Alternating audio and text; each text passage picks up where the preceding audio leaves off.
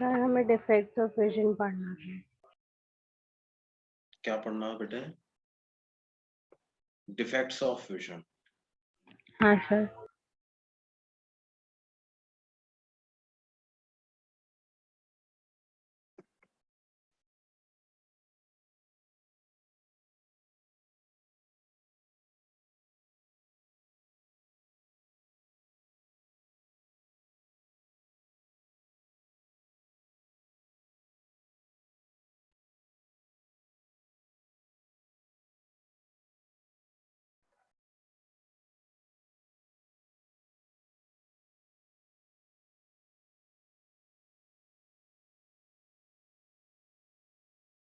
देखो बच्चों,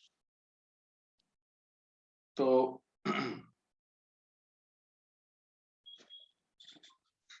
पिछली क्लास में हमने वर्किंग ऑफ आई के बारे में बात किया था, है ना। अब आज हमको पढ़ना है defects of vision and optical instruments.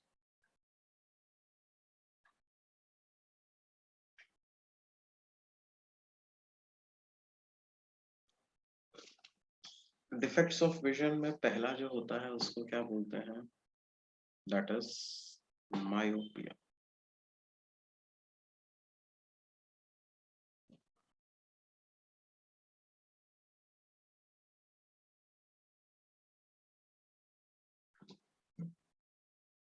Myopia का मतलब क्या होता है बेटे?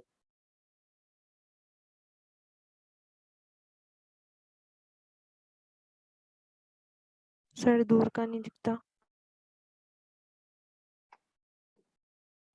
Short sightedness. Short sighted. Near sightedness.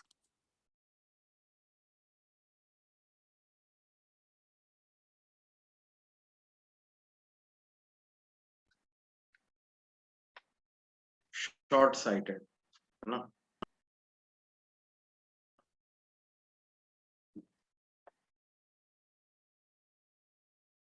Basically देखो, आपको इसको करेक्ट करने के लिए क्या करना पड़ेगा? अच्छा, एक नॉर्मल आई से क्या एक्सपेक्टेशन होती है पहले वो समझे हैं अपन। नॉर्मल आई क्या की रेंज क्या होनी चाहिए बेटे? 25. It must be able to focus objects which are at a distance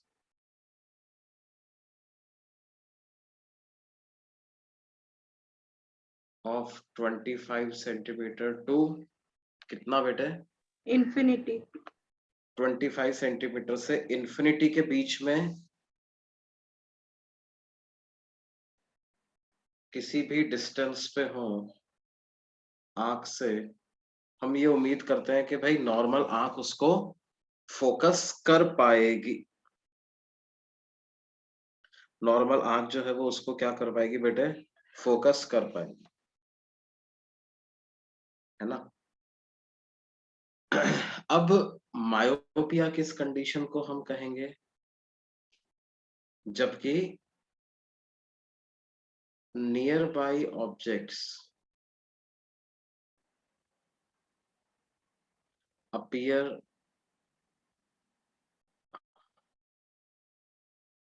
clearly but distant objects do not।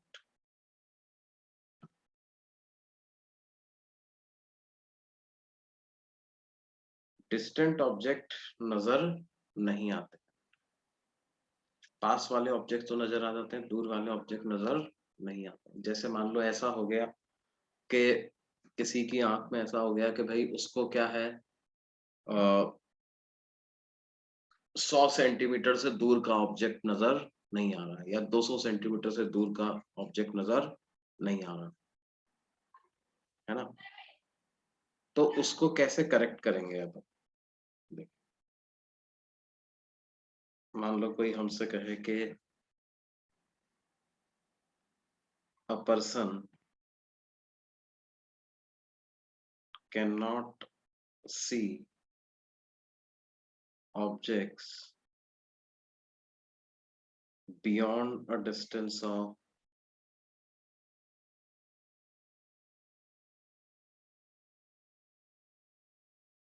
200 centimeter clearly. What should be the power of lens that he must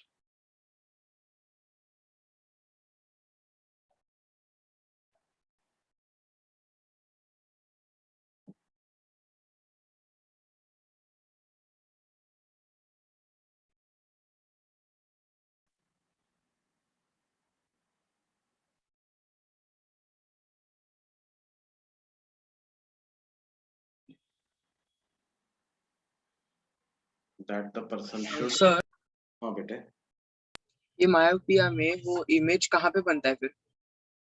image बेटे जैसे retina क्या, के पीछे ना? हाँ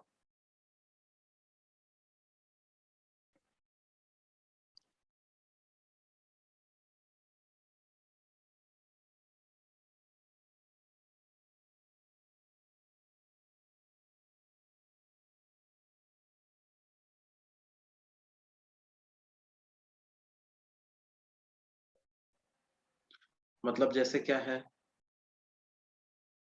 ये आपकी आई है, इन्फिनिटी से आने वाली रेस को ये क्या कर लेती है, फोकस नहीं कर पाती ना? कर दे। ये नॉर्मल आई है ना, हाँ, और मायोपिक आई का क्या होगा?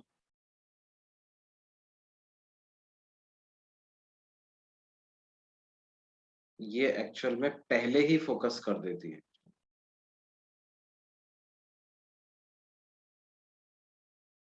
पहले ही फोकस कर देती है ना। ये क्या कर देती है, रेटिना के पहले ही फोकस कर देती है।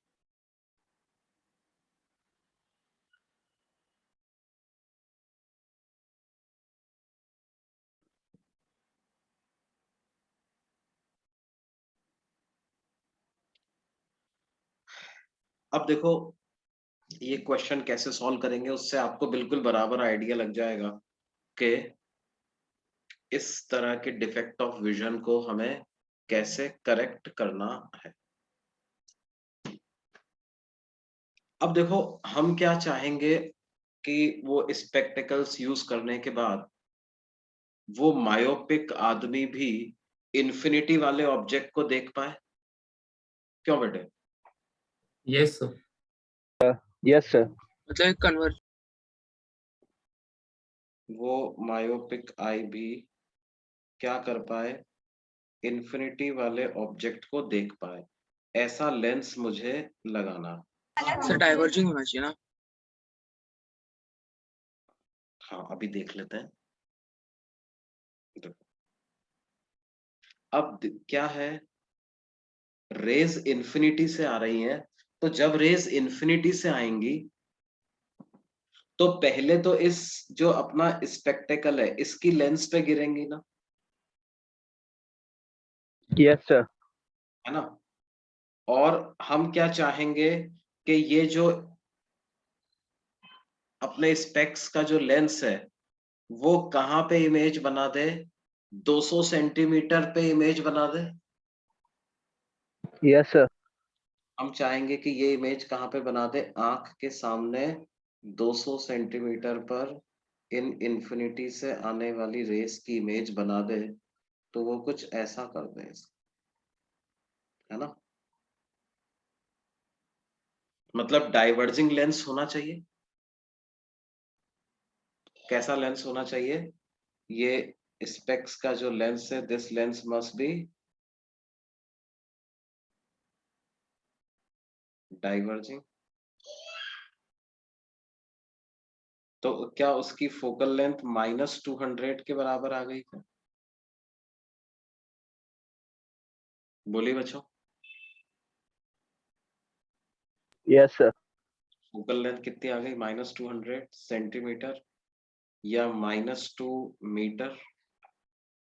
तो पावर आ जाएगी -1/2 डायोप्टर या -0.5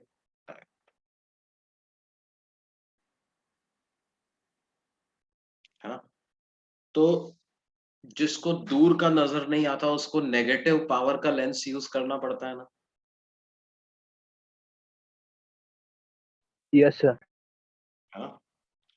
जनरली आप लोगों की उम्र में जो लेंस लगता है लोगों को वो नेगेटिव पावर का ही लगता है।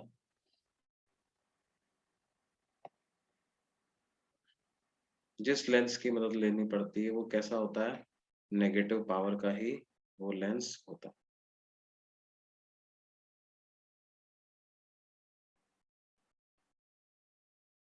क्या ये बात समझ में आती है बच्चों?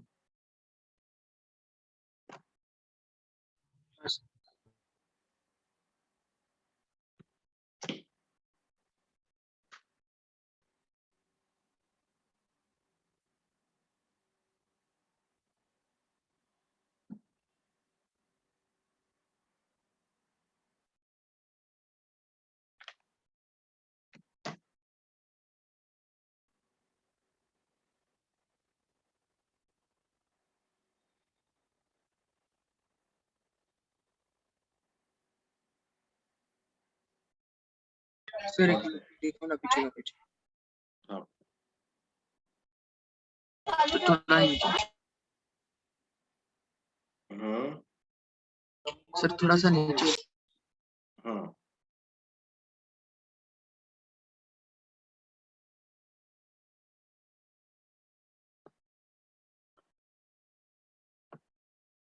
हो गया सर।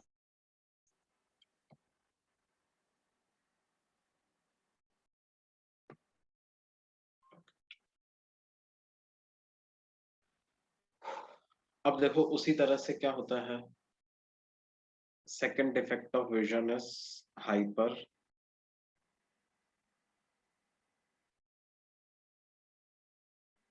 मेट्रोपी। ये हाइपर मेट्रोपिया क्या होता है बेटे, far cited,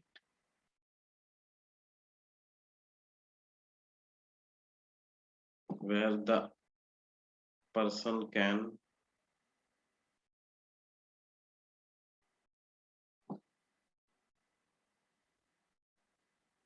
view the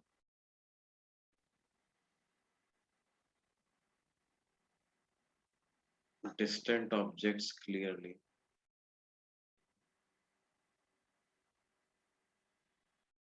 but cannot view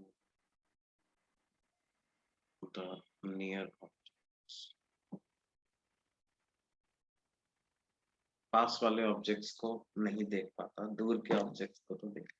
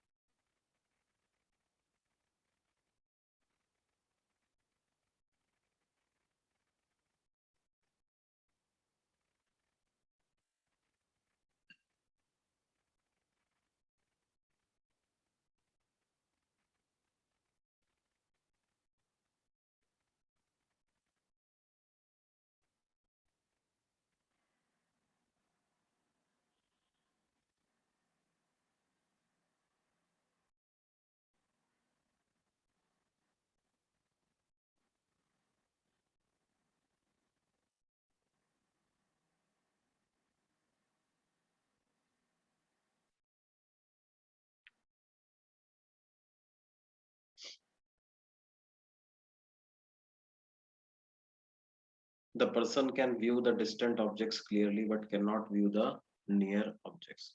दूर के ऑब्जेक्ट्स को तो ठीक से देख पाता लेकिन पास के ऑब्जेक्ट्स को ठीक से नहीं देख पा रहा। मतलब क्या है, देखो पास की हमारी एक्सपेक्टेशन क्या है, हमारी ये एक्सपेक्टेशन नहीं है कि 10 सेंटीमीटर पे रखा हुआ ऑब्जेक्ट दिख जाए उसको, लेकिन 25 तक वाला तो दिखना चाहिए ना। क्या बेटे, Yes. Yes, sir. 25 सेंटीमीटर वाला ऑब्जेक्ट तो उसको दिखना चाहिए।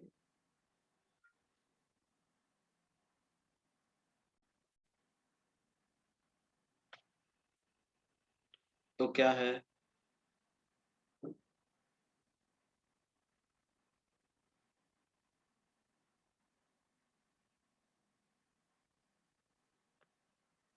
जैसे मान लो क्वेश्चन के थ्रू फिर से आप समझ में आएगा आपको। मान लो हमसे कहा जाए कि a person can not view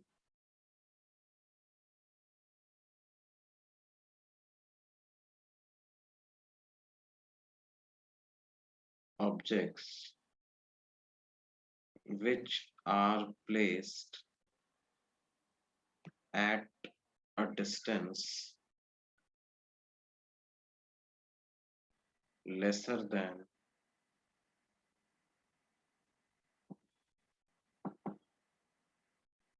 50 centimeters from the find the power of the lens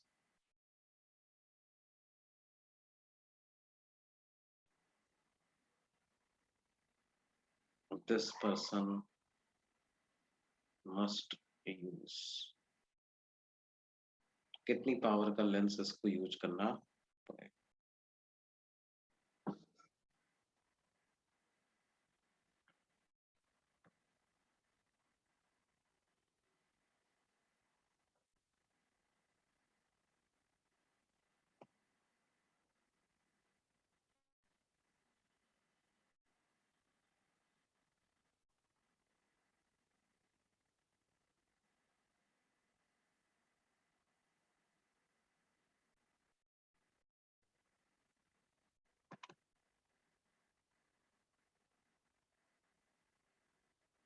तो देखिए बेसिकली बात क्या है बेटे, अब हमारी क्या एक्सपेक्टेशन है भाई, ये आई है और ये मैंने कोई लेंस यूज कर लिया स्पेक्स। अब मैं चाहूंगा कि अब मैं 25 सेंटीमीटर वाला ऑब्जेक्ट भी देख पाऊं। यहाँ पे जो 25 सेंटीमीटर पे रखा हुआ है वो भी देख पाऊं मैं, लेकिन आंख तो 50 सेंटीमीटर वाला ही देख सकता है। तो इस लेंस का क्या काम है कि 25 सेंटीमीटर वाले ऑब्जेक्ट की इमेज को कहाँ बना दे बेटे? 50 सेंटीमीटर पे बना। 25 सेंटीमीटर वाले ऑब्जेक्ट की इमेज को कहाँ पे बना दे? 50 सेंटीमीटर पे। तो क्या हो जाएगा? 1/v minus 1/u equal to 1/f। तो आपके पास आ जाएगा 1/v। v को हम लिख देंगे जी कितना? -50। u को कितना लिख देंगे? -25 इक्वल टू 1/f। तो 1/f की वैल्यू आ जाएगी 1/25 माइनस 1/50। तो ये 50 एलसीएम आ जाता है। तो 1/f किसके बराबर आएगा? 1/50, यानी f कितना आ गया बेटे? 50 सेंटीमीटर या कितना?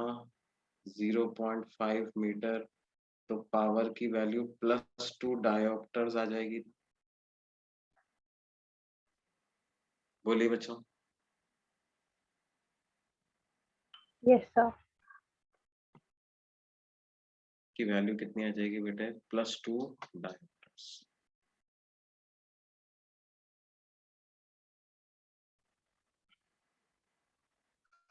तो यहाँ पर क्या है, आपको पॉजिटिव पावर का मतलब कन्वर्जिंग लेंस यूज करना पड़ेगा। एक्चुअल में जो हाइपर मेट्रोपिक आई होती है वो क्या होती है?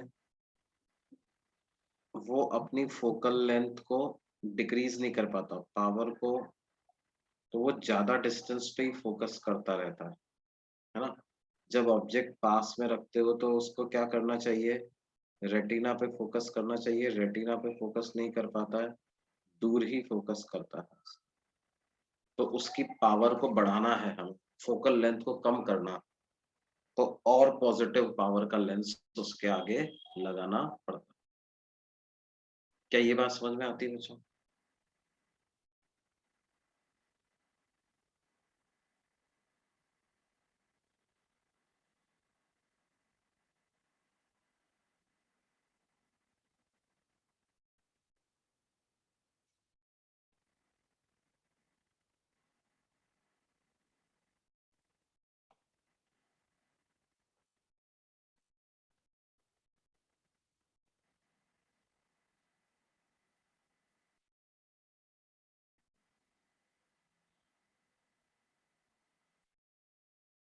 अब हम बात करते हैं क्या बच्चों, ऑप्टिकल इंस्ट्रूमेंट्स की।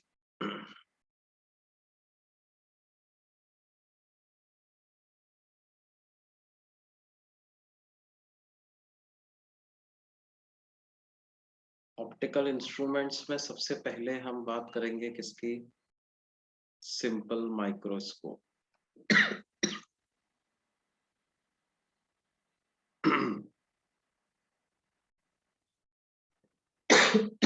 या मैग्नीफाइंग ग्लास।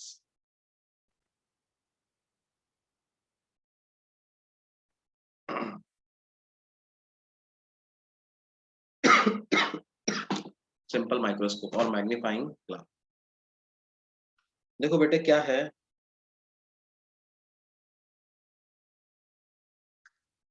हमने पिछली क्लास में पढ़ा था कि देखो ऑब्जेक्ट की जो साइज का परसेप्शन होता है ना, वो इस बात पे डिपेंड करता है कि वो ऑब्जेक्ट आंख पे कितना एंगल सबटेंड करता है,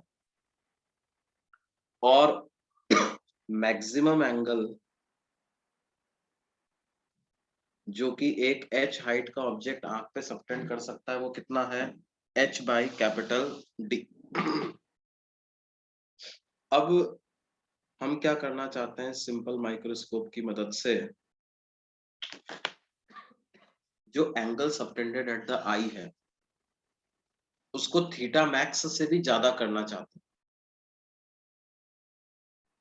with the help of simple microscope हम क्या करना चाहते हैं, उसको थीटा मैक्स से भी ज्यादा करना चाहते हैं। या जैसे आपकी बुक के हिसाब से अगर बात करें तो इस थीटा मैक्स को उन्होंने क्या नाम दिया हुआ है, अल्फा। इसको नाम दे रखा है क्या, alpha.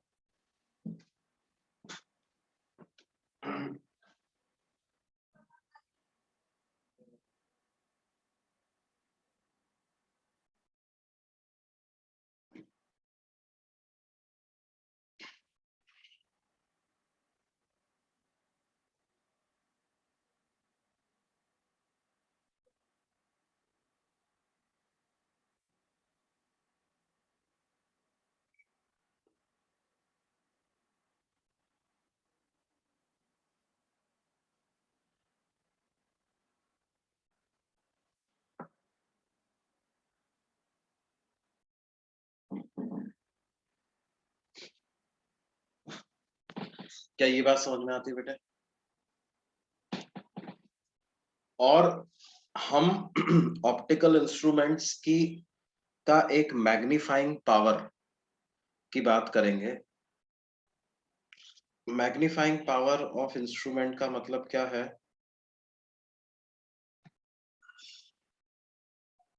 Is the ratio of beta by alpha. Beta क्या है,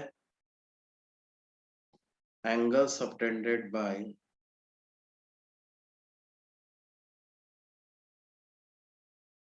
image formed by instrument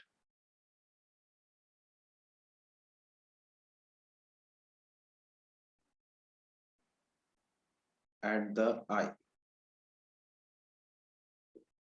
angle subtended by image formed by instrument at the eye, that is beta। और अल्फा क्या है, angle subtended bye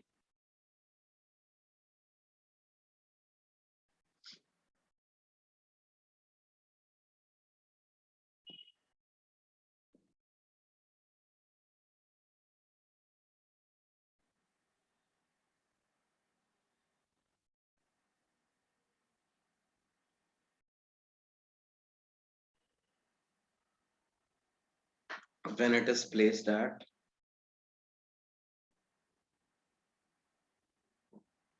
least distance of clear vision।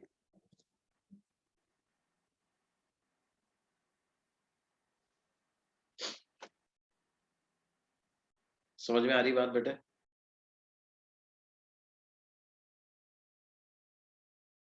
अब हम क्या करते हैं, जैसे ये आंख है हमारी, तो आंख के सामने simple microscope is nothing but a converging lens. बिल्कुल पास में इसको रख देते हैं। ऑब्जेक्ट और क्या करते हैं, ऐसा जैसा लेंस, एरो भी बनाया। ये कॉन्वेक्स कन्वर्जिंग लेंस का ये नोटेशन है बेटे, है ना। डाइवर्जिंग लेंस को ऐसे बना देते हैं और कन्वर्जिंग लेंस को ऐसे बना, ये कैसा लेंस हो गया, ये कैसा लेंस हो गया,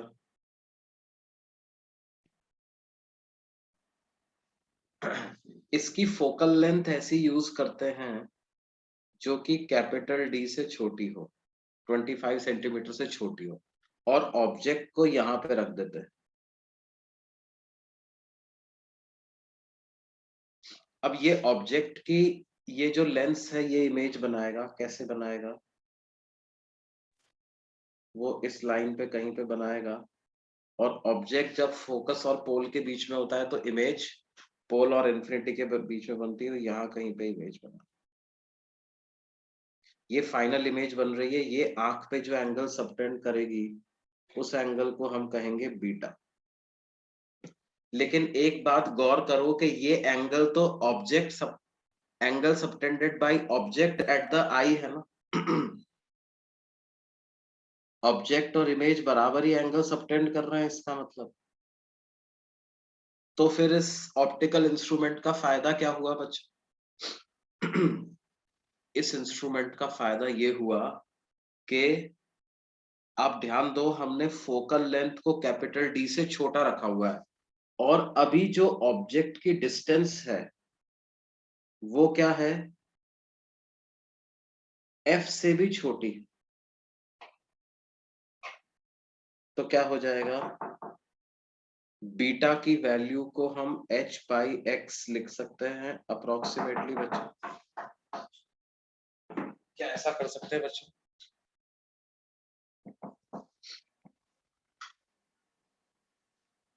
tan बीटा की वैल्यू क्या आ गई, h/x।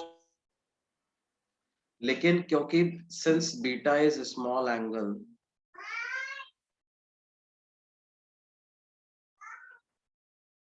tan बीटा को अप्रोक्सीमेटली बीटा लिख सकते हैं,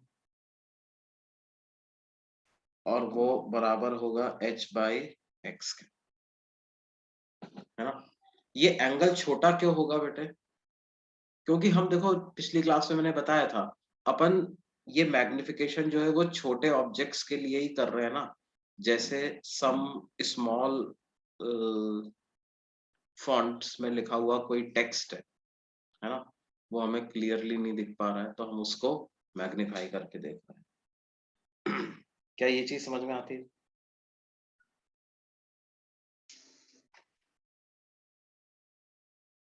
Yes, sir.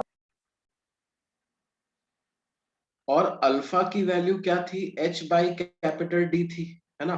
अच्छा अब आप देखो, क्या ऑटोमेटिकली आपको नजर आ रहा है कि बीटा अल्फा से बड़ा ही है? क्या आप देख पा रहे हो beta is greater than alpha? Yes, sir. क्योंकि x की वैल्यू तो f से भी छोटी है, और f कैपिटल डी से भी छोटा है, यानी x तो कैपिटल डी से काफी छोटा है। तो x अगर कैपिटल डी से छोटा है तो बीटा अल्फा से बड़ा हो ही गया, और बीटा अल्फा से बड़ा हो गया तो हम इसके मैग्नीफाइंग पावर को कैसे कैलकुलेट कर लेंगे जी, मैग्नीफाइंग पावर आ जाएगी कितना, beta by alpha, that is h by x divided by h by capital D. तो कैपिटल डी बाई एक्स ये आ जाएगा ना, बोलिए बच्चों।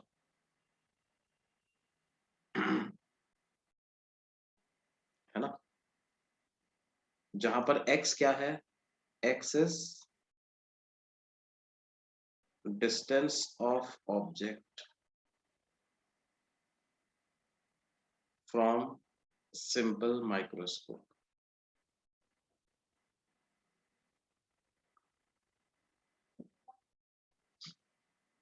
और कैपिटल डी क्या है, least distance of clear vision, जो कि कितना है बेटे 25 सेंटीमीटर के।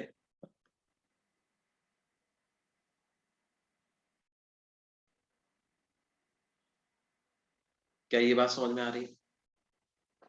यहाँ पे x को कैपिटल D से कम कर दिया अपन ने, इसलिए मेरा वो जो एंगल सबटेंड हो रहा था वो बढ़ गया। अच्छा, x को कैपिटल D से कम कर दिया तो आंख को देखने में दिक्कत नहीं आएगी क्या बच्चों? x को कैपिटल D से कम कर दिया तो आंख को देखने में दिक्कत नहीं आएगी क्या? बताओ तो। नहीं सर। क्यों?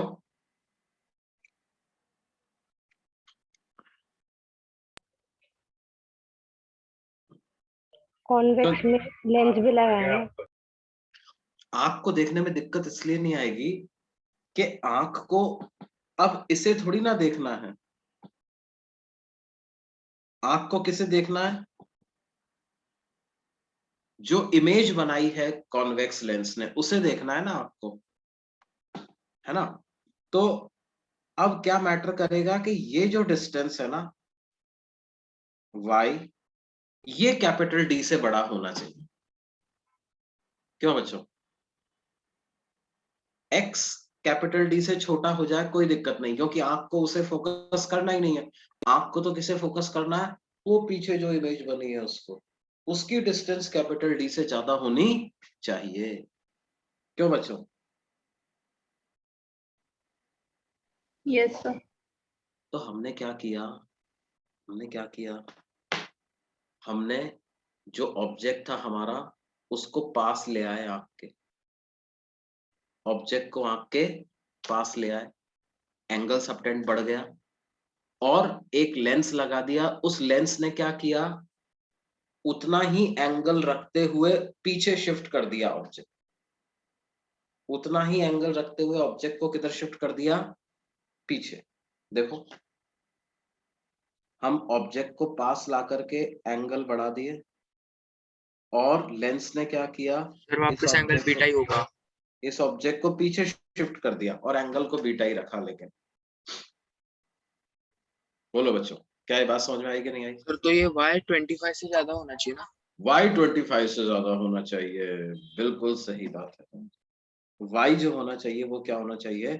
25 से ज्यादा होनी चाहिए। वो x को हमें ऐसा रखना पड़ेगा, x must be such that y should be greater than 25। चाहो तो यहाँ पे आप लिख लो, note that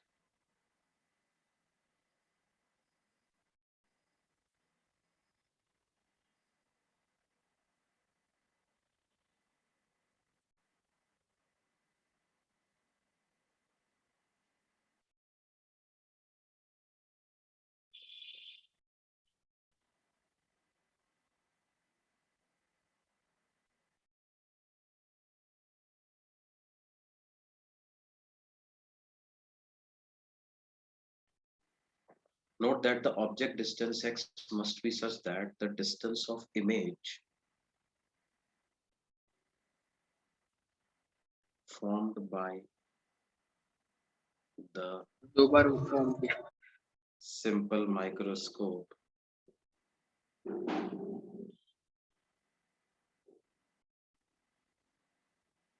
should be greater than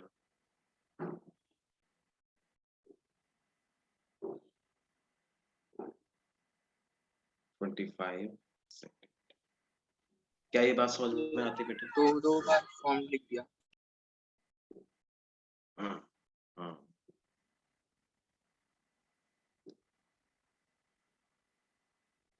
Yes, sir. समझा। अब देखो इसमें क्या होता है,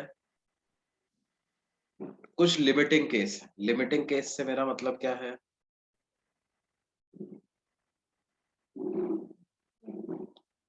देखो जो मैग्नीफाइंग पावर हमने लिखी है वो कैपिटल D बाई एक्स के बराबर है।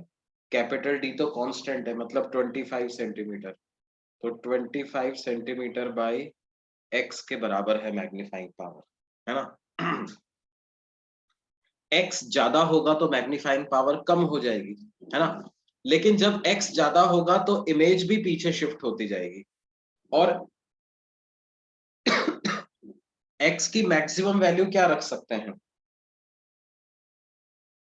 as x increases, y also increases, but magnifying power decreases, है ना?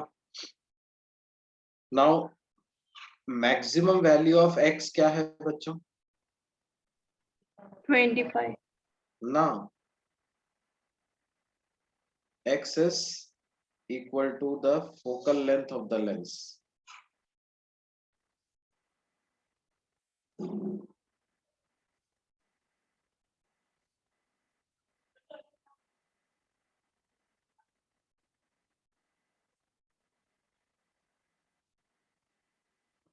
मैक्सिमम वैल्यू ऑफ x क्या है? Focal length of simple microscope के बराबर है ना? क्योंकि अगर आपने देखो, जब आप f पे x को रखोगे तो इमेज इन्फिनिटी पे बन जाएगी। इन्फिनिटी पे बन रही है, आंख के सामने बन रही है, आंख देख लेगा उसको, कोई दिक्कत नहीं है। लेकिन अगर मान लो आपने ऑब्जेक्ट को फोकस के बियॉन्ड शिफ्ट कर दिया, तो फिर इमेज जो है वो इन्फिनिटी से कूद करके दूसरी तरफ यानी आंख के पीछे बनने लग जाएगी। तो फिर Yes, sir, आंख तब उसको नहीं देख दिखेगा। नहीं पाए, आंख देख नहीं पाएगा फिर उसको। समझ में आ रही बात, Yes, sir. है ना?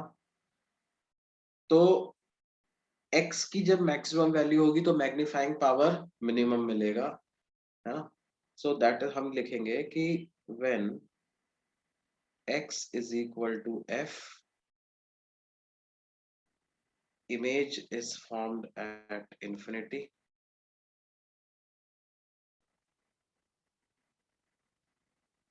and magnifying power of simple microscope is minimum.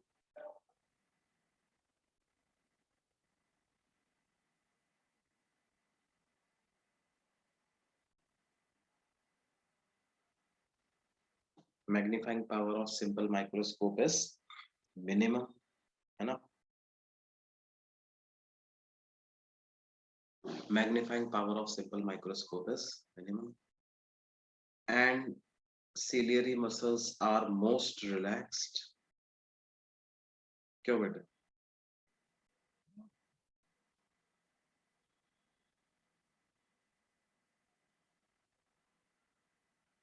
Ciliary muscles are most relaxed. This is called as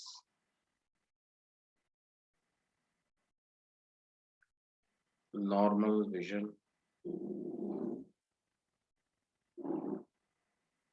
और रिलैक्स्ड विजन, और इसमें मैग्नीफाइंग पावर का फॉर्मूला आपको निकल करके आएगा d/f। क्या ये बात समझ में आ रही है जी? Yes, sir.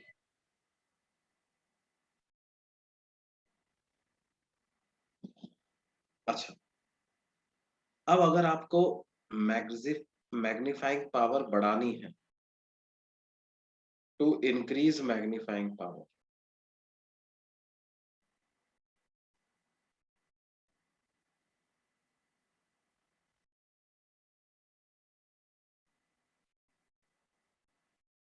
क्या होना चाहिए? क्या हम बोल सकते हैं कि x must be decrease?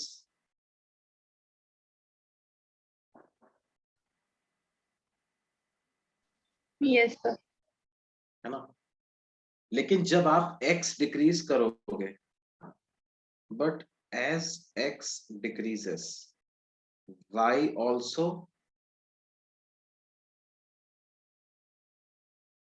y की वैल्यू भी डिक्रीज होने से, कम होती जाती as x decreases y also decreases, as x decreases y also decreases.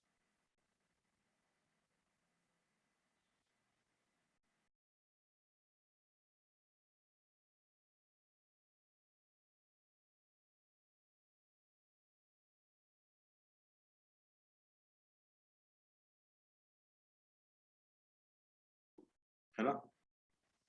y तो इसका मतलब at x minimum for magnifying power to be maximum, x is x should be minimum.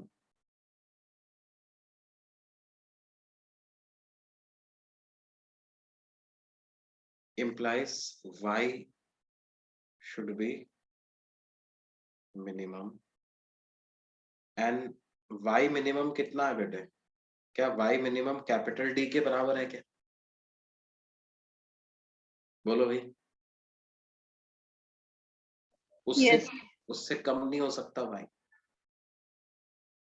तो हम लेंस फॉर्मूला लगाएं.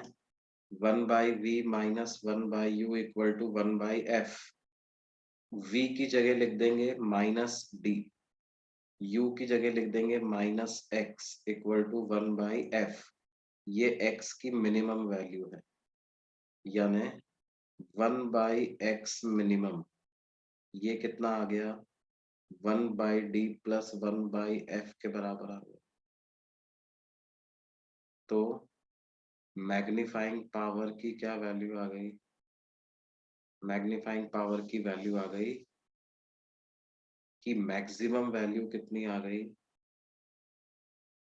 d/x की minimum value. तो वो हो जाएगा d into 1/d plus 1/f, यानी कि 1 प्लस d/. क्या ये बात समझ में आती है बेटा? इसको आप मैग्नीफाइंग पावर भी बोल सकते हो, या इसको बोल सकते हो magnifying power when image is formed at least distance of clear vision. है ना?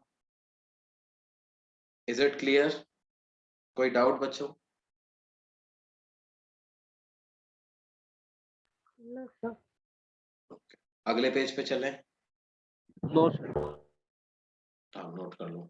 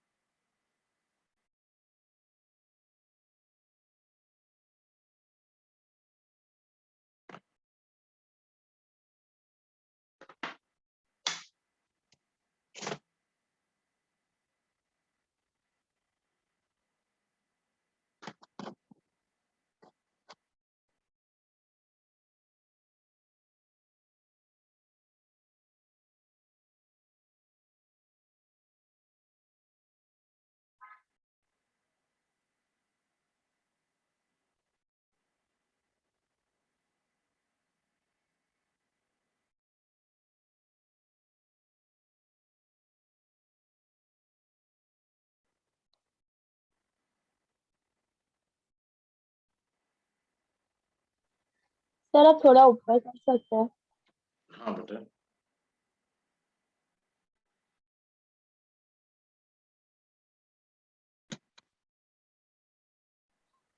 Thank you sir. आगे चले बच्चों. Yes, sir. देखो, जैसे मान लो आपसे कहा जाए कि a converging lens having focal length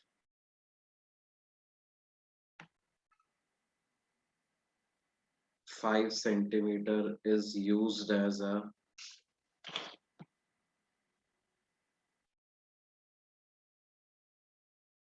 simple microscope. है ना? Find the magnifying power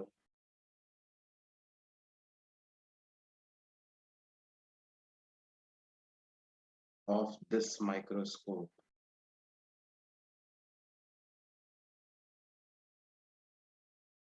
for number 1 relaxed vision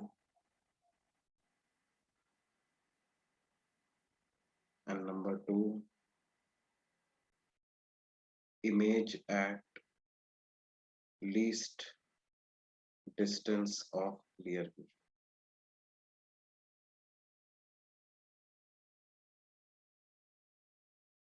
Image at least distance of clear vision.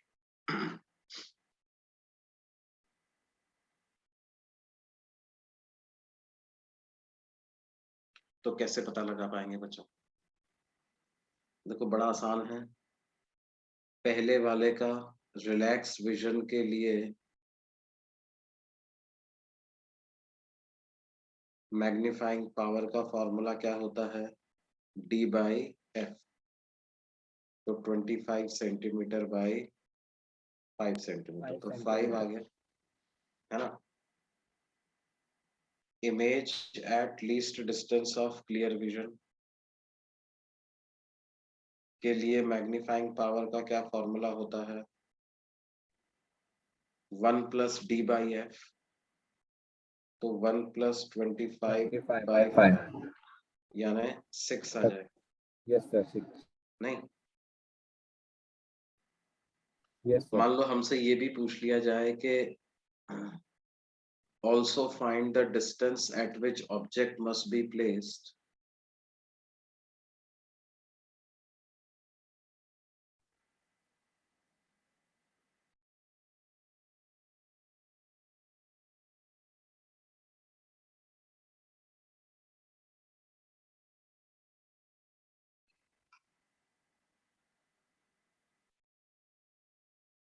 For maximum magnifying power.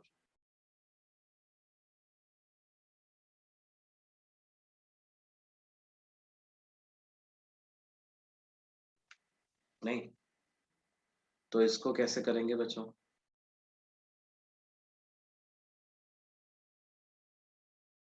भाई मैक्सिमम मैग्नीफाइंग पावर तो 6 ही है ना? Yes, sir. क्यों बच्चों? Magnifying power की maximum value क्या है? 6। और अगर x डिस्टेंस पे ऑब्जेक्ट रखा है तो किसी भी मैग्नीफाइंग पावर का फॉर्मूला होता है D/X। तो यानी x की क्या वैल्यू आ जाएगी? D/6, मतलब 25/6। बोलिए बच्चों, क्या ये बात क्लियर है जी?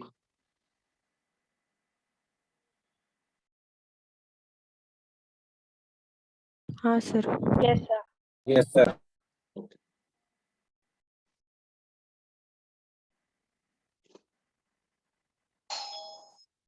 तो ये चीज, Sir, 2 मिनट ऊपर वाला पेज. हाँ,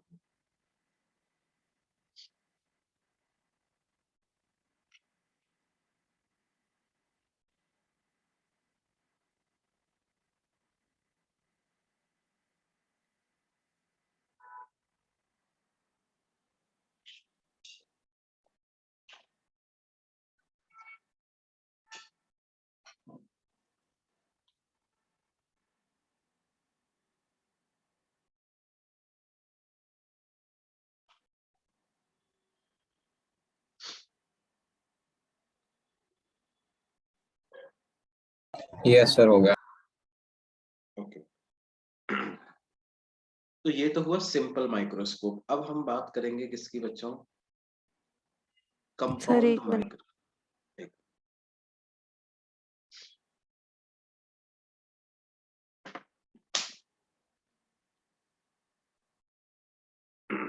done sir.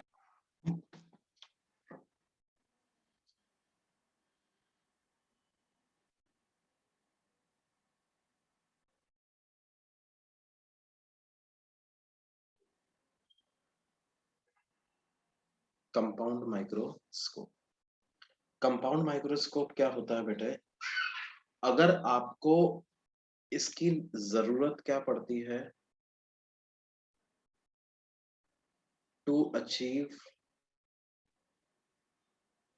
larger angular magnifications than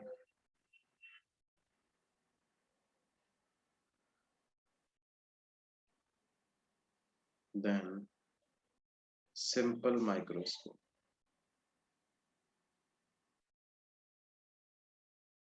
simple microscope से ज्यादा एंगुलर मैग्निफिकेशन अगर अचीव करना चाहते हो तो आपको कौन सा इंस्ट्रूमेंट की जरूरत पड़ेगी बच्चों?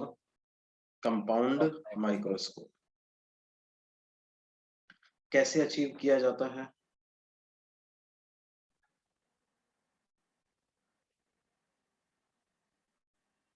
Two converging lenses are used.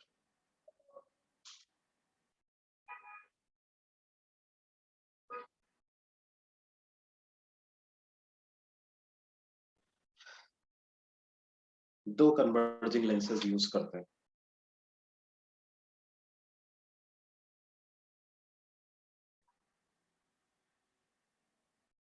एक लेंस को आंख के बिल्कुल पास में रखा जाता है,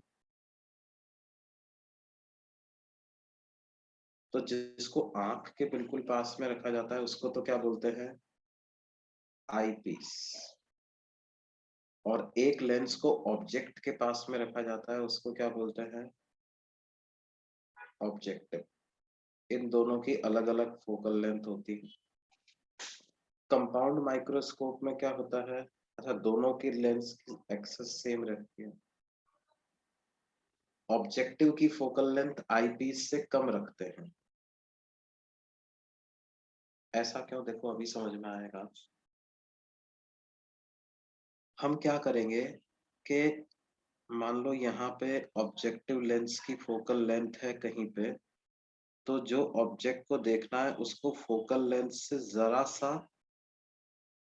सा बियॉन्ड, तो ये उसकी रियल इन्वर्टेड और एनलार्ज्ड इमेज बना देगा। तो ये ऐसे जा करके यहाँ कहीं पर इसकी इमेज ये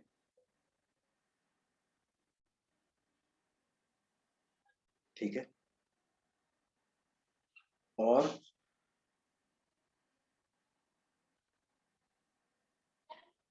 अब इस वाले को हम ऐसे सेट करके रखेंगे कि ये आई पीस का जो फोकस है उसके विद इन लाई करे, क्योंकि अब इमेज में वर्चुअल चाहता हूं, आंख के सामने चाहता हूं, तभी आंख देख पाएगी इसको। तो क्या है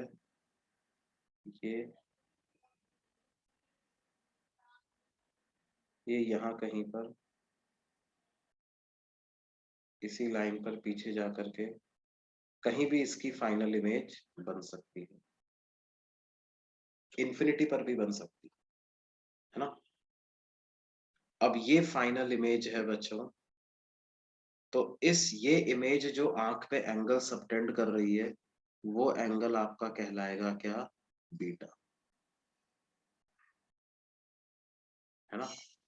और ये जो आपका ओरिजिनल ऑब्जेक्ट है जो h हाइट का है, वो जब least distance of clear vision पे रखा होता था तो जो एंगल सबटेंड करता था उस एंगल को क्या कहते हैं? अल्फा। तो इसकी भी मैग्नीफाइंग पावर डिफाइन करने का वही तरीका है, बीटा डिवाइडेड बाय अल्फा। अब ये कोई इंटरमीडिएट इमेज बनी है, इसको h डैश नाम दे देते हैं। और इस इमेज, ये जो इमेज ऑब्जेक्टिव ने बनाई वो आईपीस के लिए ऑब्जेक्ट का काम करेगी। तो ये वाली जो डिस्टेंस है ये आईपीस के लिए ऑब्जेक्ट डिस्टेंस है। This is mod u e, this is object distance for eyepiece, this is mod u e. तो बीटा को क्या लिख दूंगा मैं?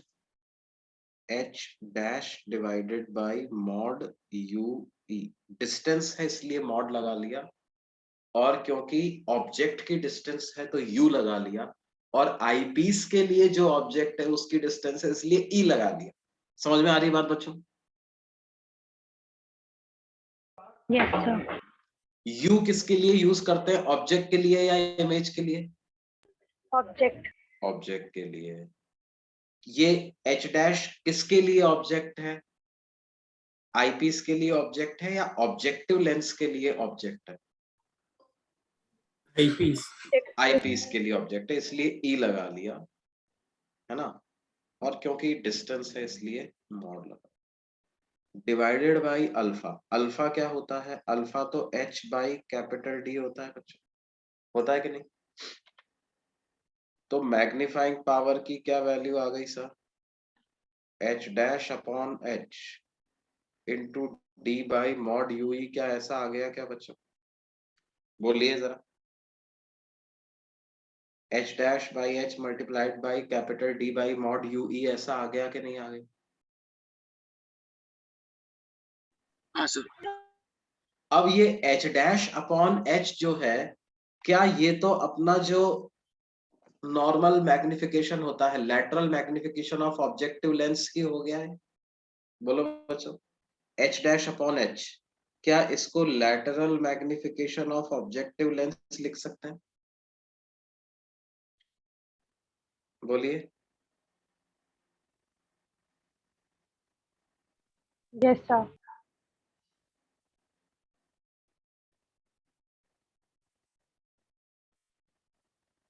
और ये जो आईपीस है ना, आईपीस को आप एक इंडिपेंडेंट सिंपल माइक्रोस्कोप की तरह से मानो। Consider eyepiece as an independent simple microscope. तो सिंपल माइक्रोस्कोप का एंगुलर मैग्निफिकेशन या मैग्नीफाइंग पावर क्या होती थी? Capital D by X, object distance ये होती थी। तो capital D by mod u e यहां लिखा हुआ है, तो ये जो capital D by mod u e है, क्या इसको एंगुलर मैग्निफिकेशन ऑफ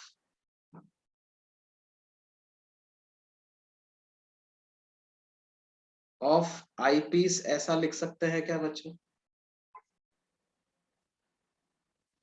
बोलिए जी।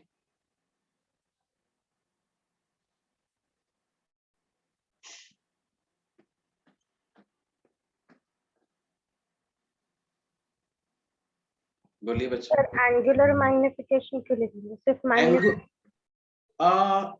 नहीं, उसको क्या है, एंगुलर मैग्निफिकेशन लिखो या मैग्नीफाइंग पावर भी लिख सकते थे, और मैग्नीफाइंग पावर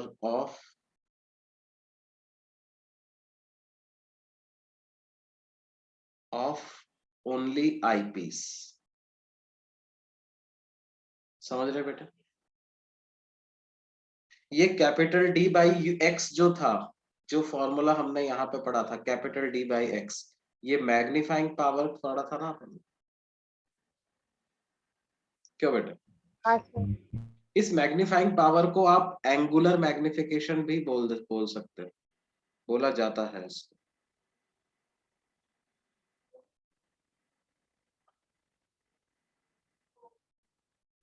समझ में आ रही बात बेटे? मतलब देखो, जनरली जो सिंपल मैग्निफिकेशन होता है ना, उसका मतलब तो क्या होता है, height of image upon height of object. लेकिन ये height of image upon height of object वाला मैग्निफिकेशन नहीं है। यहाँ पर तो अपन एंगल की तुलना कर रहे हैं। किन एंगल्स की? Angle subtended bye image divided by angle subtended by object when it was at least distance of clear vision. तो ये एक अलग ही तरीके से हमने मैग्निफिकेशन डिफाइन किया है। तो या तो इसको आप एंगुलर मैग्निफिकेशन नाम दो, या इसको मैग्नीफाइंग पावर नाम दो। ये बात समझ में आती है? अब एक चीज और आप समझ लो कि सर एलएचएस में भी मैग्नीफाइंग पावर लिखा है आपने, और आरएचएस में भी मैग्नीफाइंग पावर लिखा है, ऐसा कैसे हो गया? ये सर मैग्नीफाइंग वो पावर मैग्नीफाइंग पावर लेफ्ट वाला पूरे माइक्रोस्कोप के लिए है ना? पूरे कंपाउंड माइक्रोस्कोप का। लेफ्ट वाला मैग्नीफाइंग पावर क्या है? Magnifying power of the compound microscope. और ये वाला मैग्नीफाइंग पावर किसका है? सिर्फ किसका है? आईपीस। आईपीस। सिर्फ आईपीस। समझ आई बात की?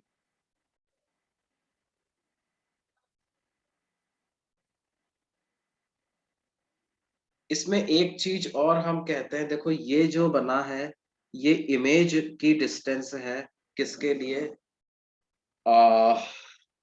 ऑब्जेक्टिव के लिए। तो इसको मॉड वीओ भी लिख सकते हैं ना इसको। और इन दोनों लेंस के बीच की जो डिस्टेंस है, उसको बोलते हैं लेंथ ऑफ कंपाउंड माइक्रोस्कोप। तो लेंथ ऑफ कंपाउंड माइक्रोस्कोप क्या आ जाएगी? ऑब्जेक्टिव की जो इमेज डिस्टेंस है प्लस आईपीस की जो object distance, mod v o plus mod u e. क्यों बेटे, क्या ये बात समझ में आती है जी? Yes.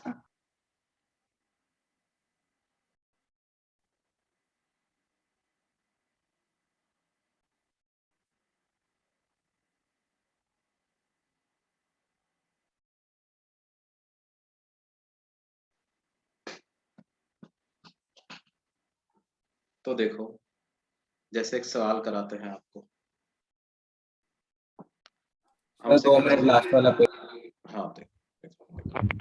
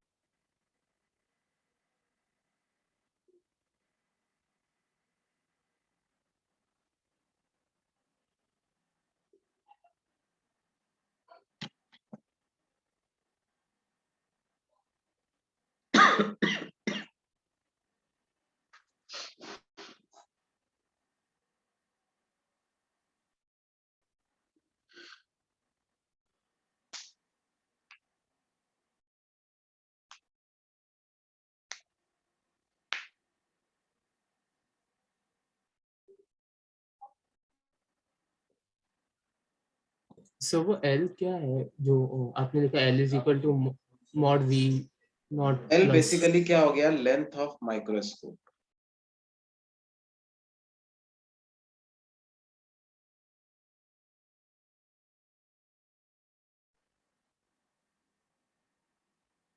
L is length of micro,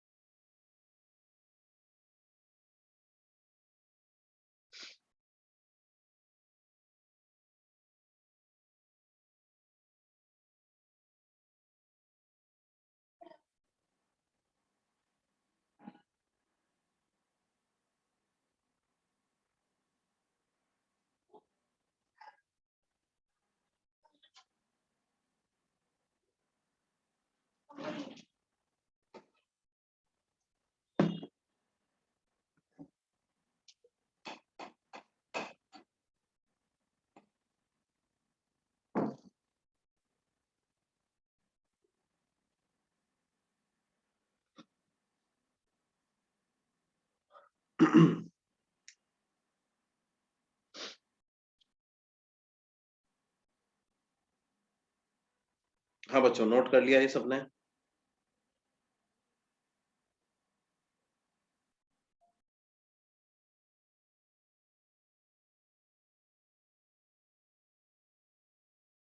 Yes, sir.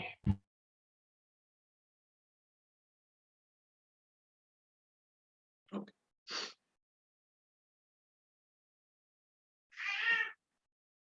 देखो, जो मैं तुम्हें एक एग्जांपल कराने की बात कर रहा था, देखो क्या है बेटे। मान लो हमसे कहा जाए कि the objective of A compound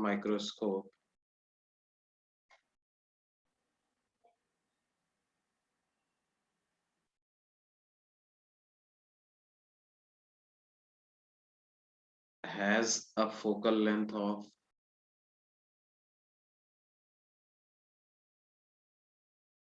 2 centimeter and eyepiece has a focal length of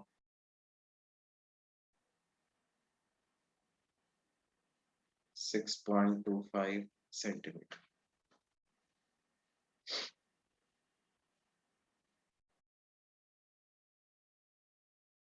Find how should the microscope be set up so that it produces a magnifying power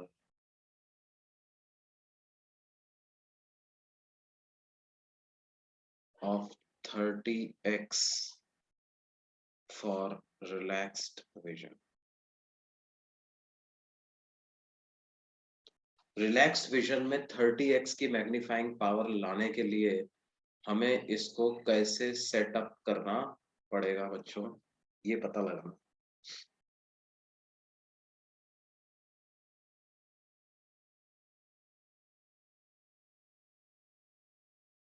तो कैसे पता लगाएंगे जी?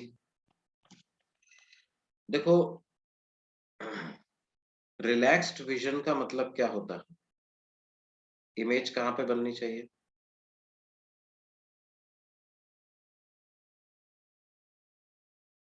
फाइनल इमेज एट, जल्दी बोलो जल्दी बोलो जल्दी बोलो, कहाँ पे These बननी चाहिए? distance, these distance. हाँ? सिलियरी मसल सबसे ज्यादा रिलैक्स कब होती है बच्चों? जल्दी जल्दी जल्दी, सिलियरी मसल सबसे ज्यादा रिलैक्स कब होती है? Image at infinity. Image at Infinity. Final image at infinity. तो अगर फाइनल इमेज इंफिनिटी पे बन रही है, इसका मतलब एंगुलर मैग्निफिकेशन ऑफ आईपीस कितना हो जाएगा? बोलो, क्या उसके लिए d by focal length of eyepiece formula use कर सकते हैं? तो वो 25 बाई 6.25 मतलब 4 आ जाएगा क्या? बोलिए जी।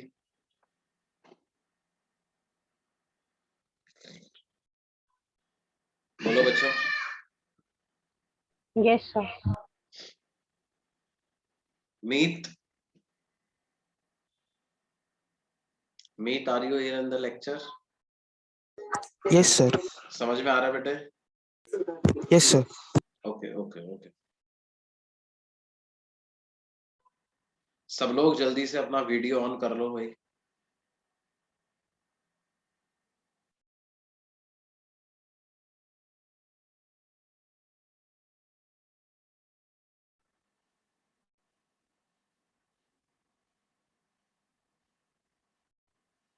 Good good good. Dev Taped is here, Sudev, Yug Jain, तुम नहीं दिख रहे हो मेरे को। सुहेरा सिद्दीकी, शैली जैन, आर्नित इज हियर, अनिमेश, प्रिया सिन्हा, मीत मीत मीत जल्दी करो। Aditya Karojia is here, Purnima Menon is here, Rishabh Lokhande, Rishabh, Atharva Shukla, yes sir. हाँ किधर हो तुम? वीडियो ऑन करो। Mithil हुडार, Swapnil Pandey, Ansh Singh, Rituraj, Yes, sir. हाँ video video, want to see you. Kamakshi Thakur, Anuradha Sharma, Shevi Kadam, Priyanshu Pandey, everyone जल्दी जल्दी जल्दी। अगम शाह,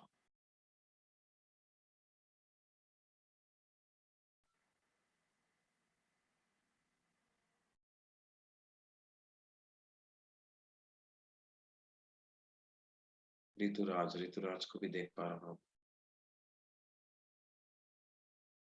प्रियांशु पांडे कहाँ है? ओके अभी दिख रहा Yes, sir. है। ओके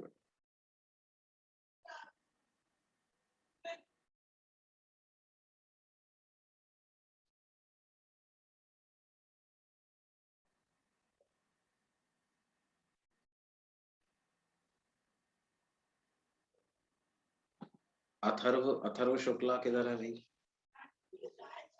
सर मैं हूँ मीटिंग में। ओके,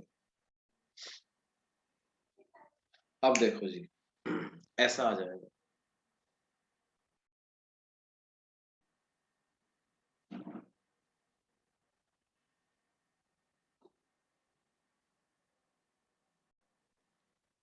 अब देखो, ओवरऑल मैग्नीफाइंग पावर आपको 30 चाहिए ना, तो मैग्नीफाइंग पावर का क्या फॉर्मूला होता है? लैटरल मैग्निफिकेशन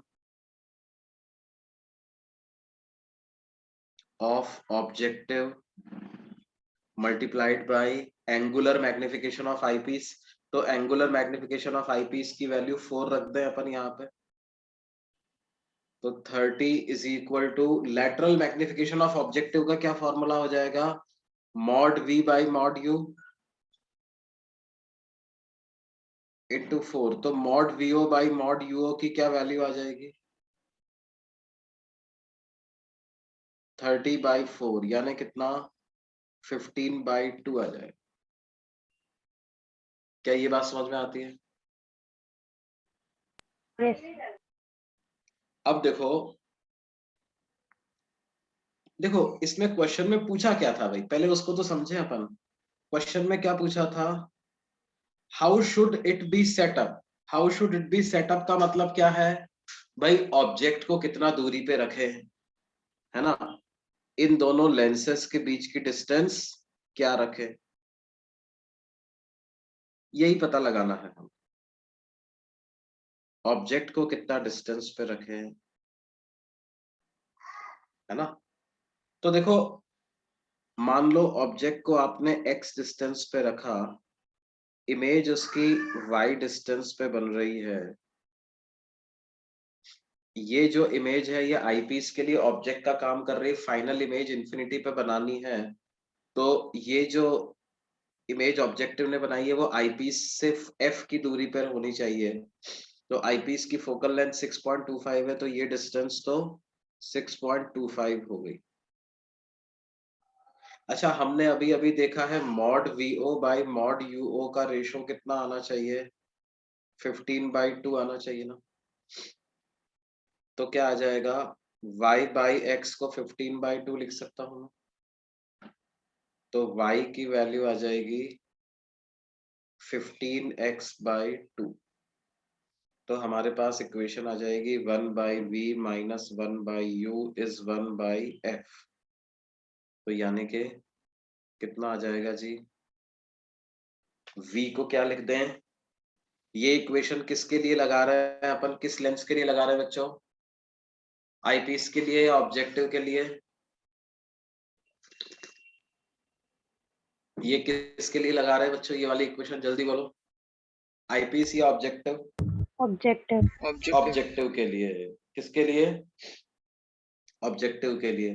तो v को लिख देंगे प्लस y, यानी कि कितना? 15x/2।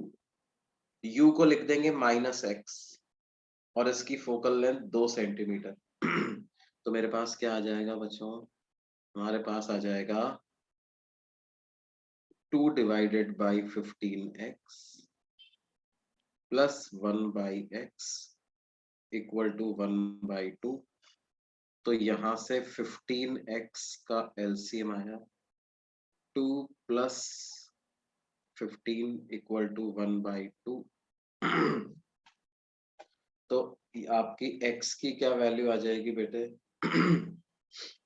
x की वैल्यू 34/15 आ जाएगी।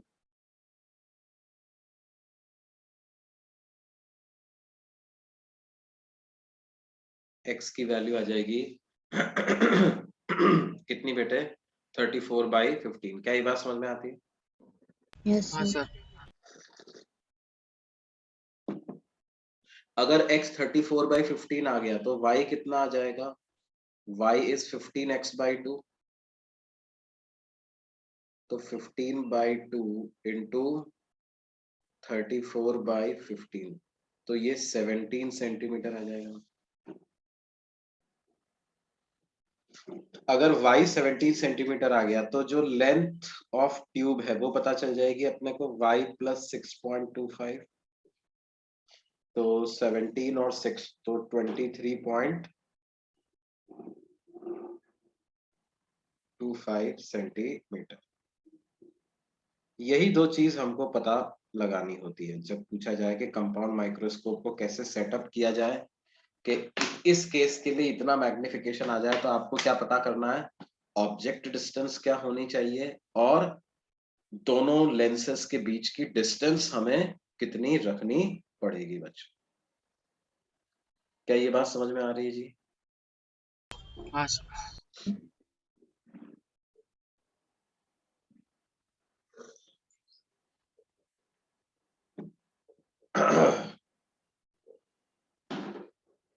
जैसे एक क्वेश्चन आपकी बुक में भी दिया हुआ है, वही क्वेश्चन कराता हूं मैं।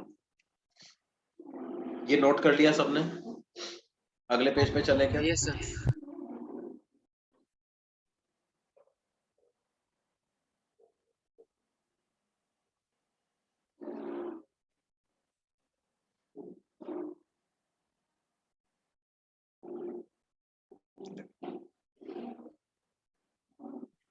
सर एक minute. Hmm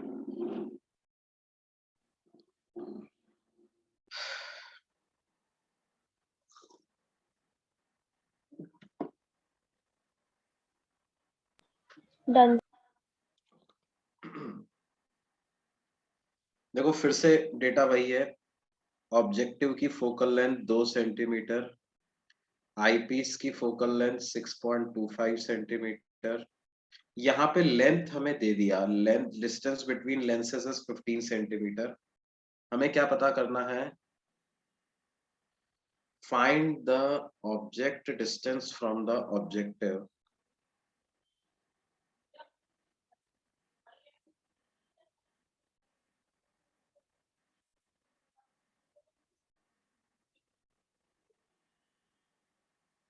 so that maximum magnifying power is obtained. Sir objective lens ना। उसको शॉर्ट में ऑब्जेक्टिव लिख। Okay sir.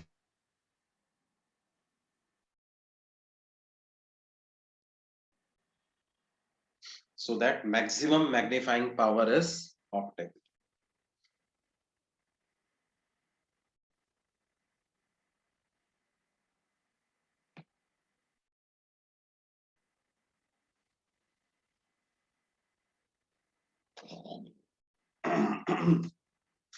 देखो मैक्सिमम मैग्नीफाइंग पावर के लिए आपको क्या करना पड़ेगा जी,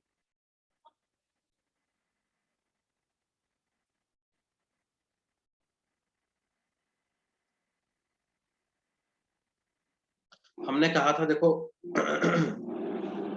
ऑब्जेक्ट को जितना ज्यादा आप आईपीस के पास ले जाओगे तो उसका एंगुलर मैग्निफिकेशन उतना ही ज्यादा आएगा, है ना।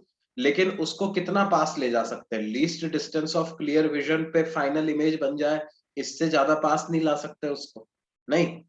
तो मान लो उसको हमने ऐसी डिस्टेंस पर इमेज को बनवा दिया कि क्या है, final image least distance of clear vision पे बनने लग गई, तो ऑटोमेटिकली क्या होगा, जब आईपीस से सबसे पास है तो ऑब्जेक्टिव से सबसे दूर हो जाएगा, तो इसका भी लैटरल मैग्निफिकेशन जो है वो ज्यादा मिल जाएगा, है ना, वो भी हमको ज्यादा मिल जाएगा, तो दोनों चीज ज्यादा मिल जाएंगी, तो ओवरऑल मैग्निफिकेशन मैक्सिमम मिल ही जाएगा। तो आईपीस के लिए अगर हम एंगुलर मैग्निफिकेशन ऑफ आईपीस लिखने जाएं, एंगुलर मैग्निफिकेशन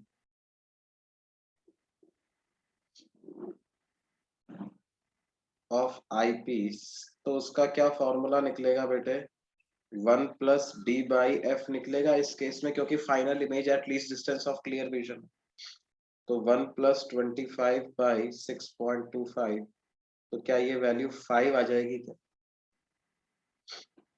ये जो 5 आया है, इस 5 को मैं capital D by mod u e भी लिख सकता था। इसका मतलब मॉड यूई की वैल्यू क्या आ जाएगी बेटे, 25/5 यानी 5 सेंटीमीटर मॉड यूई की वैल्यू आ जाएगी। अगर मॉड यूई 5 आ गया है तो जो ऑब्जेक्टिव ने इमेज बनाई उसकी डिस्टेंस क्या आ जाएगी, 10 मॉड वीओ की वैल्यू आ जाएगी कितना, 10 सेंटीमीटर, है ना। अब ये 10 सेंटीमीटर आ गया है तो ऑब्जेक्ट कितनी दूरी पर रखा होगा वो पता कर लेते हैं अपन। लेंस फॉर्मूला किसके लिए लगा दो, ऑब्जेक्टिव के लिए लगा दो, 1/v minus 1/u is 1/f। v कितना चाहते हैं 10, u को -x और f को 2 रख देंगे तो क्या आ जाएगा 1/x is equal to 1/2 minus 1/10। कितना एलसीएम आ जाएगा जी 10, 2 5 10। तो x की क्या वैल्यू आ गई बेटे 10/4 यानी 2.5 सेंटीमीटर।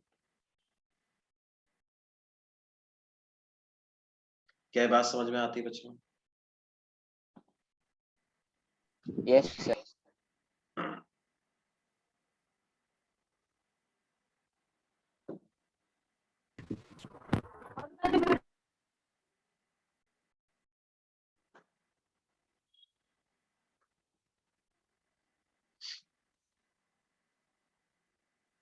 The previous है। हम्म,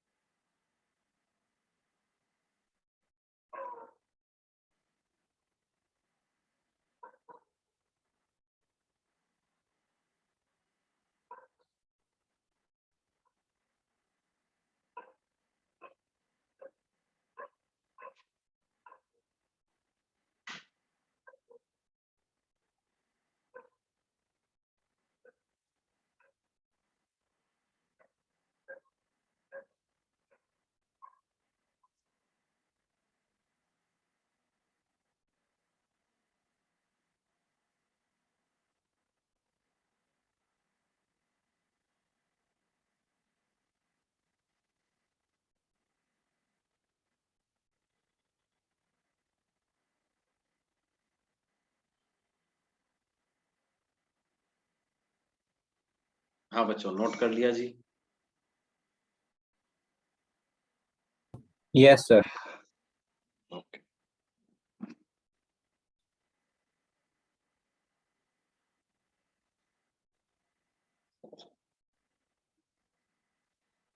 समझ में आया भाई सबको, किसी को कोई डाउट तो नहीं है इसमें?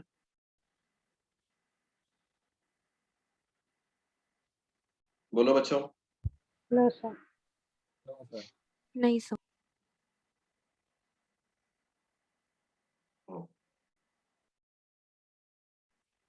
अब हम आते हैं किस पर, टेलीस्कोप्स पर।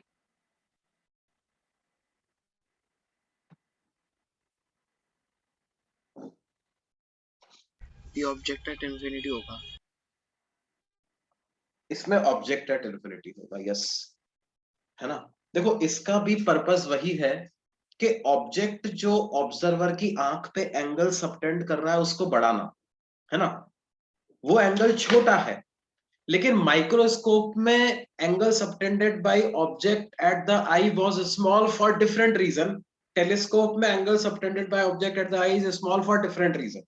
दोनों में angle subtended at the eye अलग अलग कारणों से छोटा है। सर वहाँ पे माइक ऑब्जेक्ट छोटा था, यहाँ पे ऑब्जेक्ट बहुत बड़ा है। हाँ वहां पर क्या था, ऑब्जेक्ट छोटा था। या तो आप बहुत बारीक लिखे हुए टेक्स्ट को देख रहे हैं या किसी माइक्रो ऑर्गेनिज्म को देखना चाह रहे थे, किसमें, माइक्रोस्कोप के केस में। तो आप पास लाकर भी एंगल सबटेंडेड को ज्यादा नहीं बढ़ा पा रहे। इस वजह से आपने क्या किया, माइक्रोस्कोप का यूज किया, एंगल सबटेंडेड बढ़ाया, आपका काम चला। अब बात दूसरी, अब हम दूर के ऑब्जेक्ट्स को देखना चाहते हैं, बहुत दूर, many light years away, distant stars को देखना चाहते हैं, सेलेस्टियल बॉडीज को देखना चाहते हैं। उनकी साइज तो बहुत बड़ी है, लेकिन डिस्टेंस उससे भी कई गुना बड़ी, जिसकी वजह से क्या है, angle subtended at the eye is, angle subtended at the eye is very small. Very small. उसको हम बढ़ाना चाहते हैं, है ना। अब देखो यहां पर क्या है, यहां पर आपके पास, जब हम टेलीस्कोप की मैग्नीफाइंग पावर की बात करेंगे तो लिखेंगे क्या, बीटा बाई अल्फा। बीटा क्या हो जाएगा, angle subtended by final image, और अल्फा क्या है, एंगल सबटेंडेड बाय ऑब्जेक्ट। ऐसा नहीं है angle subtended by object when it is placed at least distance of clear vision. Object को least distance of clear vision तक नहीं ला सकते, वहां से वो जहां पे वहीं पे, वहां से ही सबटेंडेड जो हो रहा है वही हो रहा है, ठीक है। तो देखो क्या है, टेलीस्कोप में एक टेलीस्कोप जिसके बारे में तुम्हारी बुक में दिया हुआ है, अपन पढ़ेंगे, वो है कौन सा, एस्ट्रोनॉमिकल टेलीस्कोप।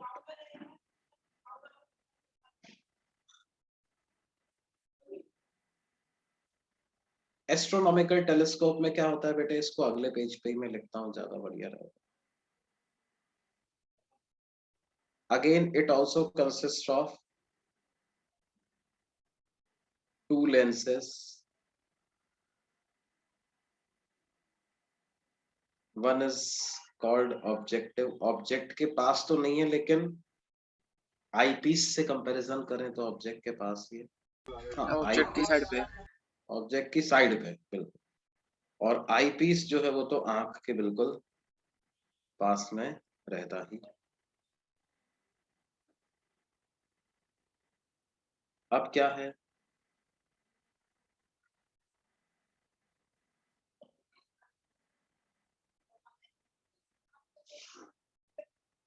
क्योंकि ऑब्जेक्ट इतना दूर है, तो हम मान सकते हैं कि रेज उससे जो आ रही होंगी वो ऐसा पैरेलल लग रही होंगी।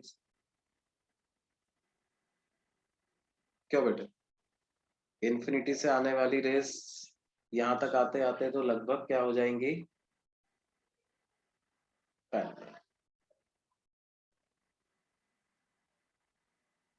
अब ये वाली जो रे है ये तो सीधी निकल जाएगी ना, जो ऑप्टिकल सेंटर की तरफ जा रही है वो तो सीधी निकल जाएगी, क्यों जी। और दूसरी जो रे है वो इसके फोकल प्लेन में ही कन्वर्ज होगी।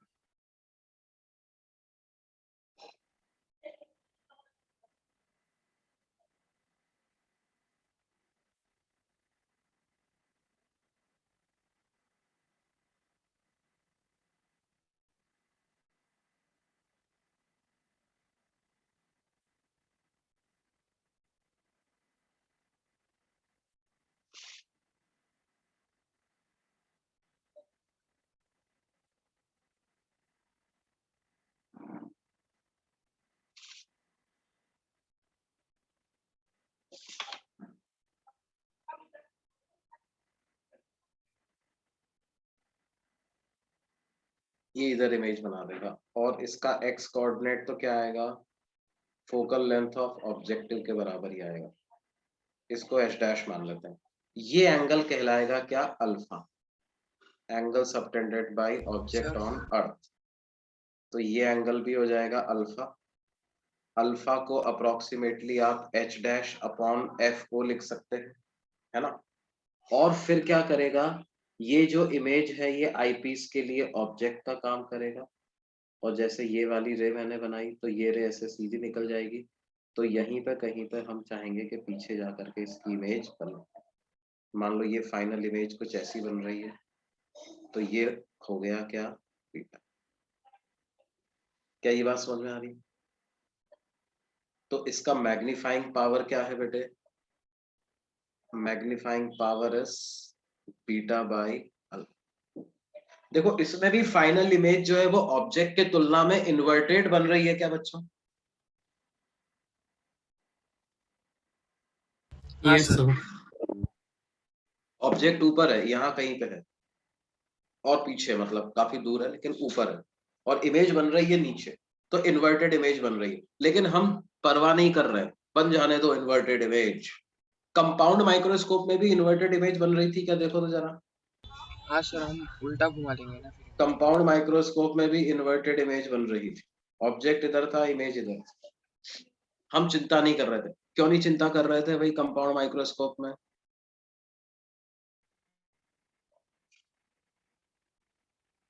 क्या देखना चाहते हैं कंपाउंड माइक्रोस्कोप से अपन? बड़ा इमेज किसका? ऑब्जेक्ट कौन से ऑब्जेक्ट का? एकदम पास में था। Micro organisms, bacteria, virus, fungi, इनका कुछ बड़ा इमेज देखना चाहते हैं अपन। तो वो उल्टा सीधा जैसा भी दिख जाए ना यार, अपने को क्या फर्क पड़ता है, दिख रहा वही बहुत है। हाँ सर। क्यों बेटे, मानते हो कि नहीं मानते? कोई मतलब अपने को फर्क नहीं पड़ेगा, इन्वर्टेड बन रही है ठीक है, बन जाने दो। उसी तरह से मान लो आप स्टार देखना चाहते हो, इन्वर्टेड बन रही है, बन जाने दो। इरेक्ट ही देखेंगे तभी सही लगेगा क्या? बोलिए जी। उल्टा सीधा सेम ही दिखेगा ना। सेम, कुछ फर्क नहीं पड़ेगा। हाँ, कुछ टेलीस्कोप्स होते हैं टेरेस्ट्रियल टेलीस्कोप, जिसको अपन बाइनोक्यूलर्स भी बोलते हैं, है ना। वो अपन किसी स्टेडियम में बैठे मैच देखना चाहते हैं, तो वो खिलाड़ी दिख नहीं रहा है, मेरे को बाइनोक्यूलर से देखना चाहते हैं, वहां हम कोशिश करेंगे कि कैसा दिखे साहब, लेकिन कोशिश क्या करेंगे, सीधा। जरूरी है सीधा। सीधा दिखे। एस्ट्रोनॉमिकल टेलीस्कोप में इमेज इन्वर्टेड बनती है, बनने दो। एस्ट्रोनॉमिकल टेलीस्कोप में फर्क नहीं पड़ता है। तो बीटा, बीटा की वैल्यू को क्या लिख देंगे बच्चों, जरा ध्यान से देखना। ये एंगल बीटा है, ये इसको अपन लिख देंगे क्या, मॉड यू ई। तो बीटा को लिख देंगे h dash divided by mod u e, और अल्फा को क्या लिख देंगे जी, h dash divided by f o. तो एच डैश से एच डैश कैंसिल हो जाएगा, मैग्नीफाइंग पावर की value f o by mod u e आ जाती है क्या बच्चे, बोलिए, यस सर। है ना। अब इसमें भी अगर अपन ये कंसिडर करें कि considering that final image is formed is also at infinity,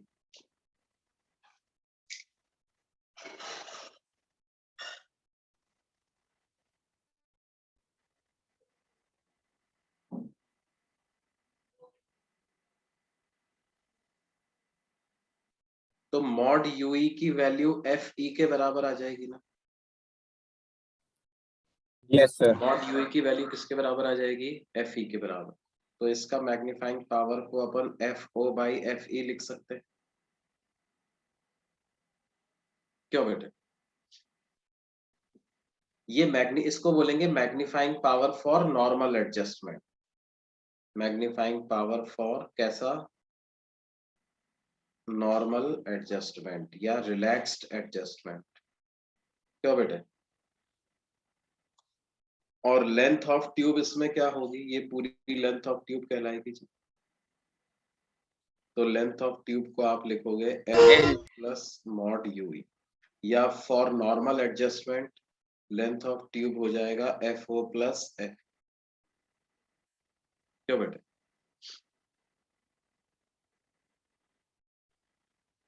ये बात समझ में आती है?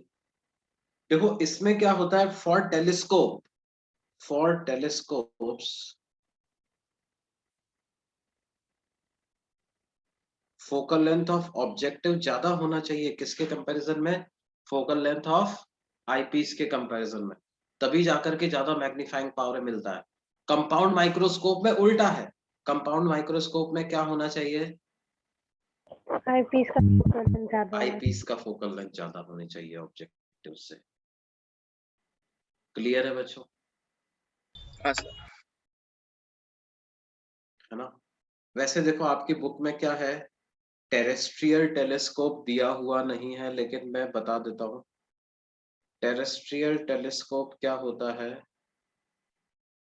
उसमें 3 लेंस यूज करते हैं तीसरा वाला सीधा करने के लिए ना। सीधा करने के लिए, and final image formed as erect.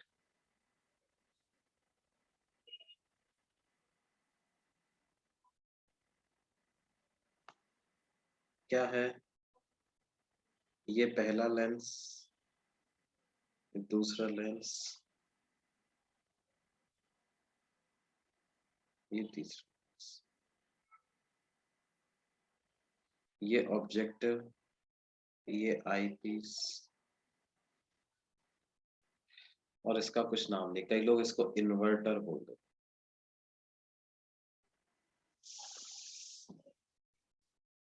तो क्या होगा जी, इंफिनिटी से रेज आई,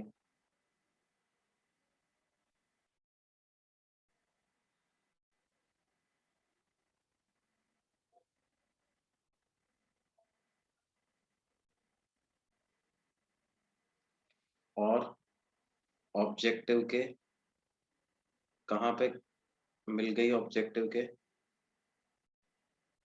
फोकस, है ना।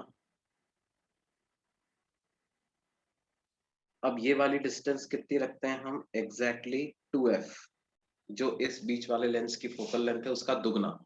तो 2f पर ऑब्जेक्ट है तो इमेज भी 2f पे बन जाती।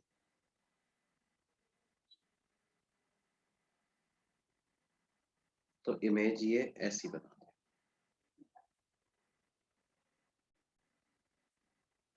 और फिर इसकी इमेज फाइनली आईपीस अपने हिसाब से बना देगा इधर कहीं पे जा करके।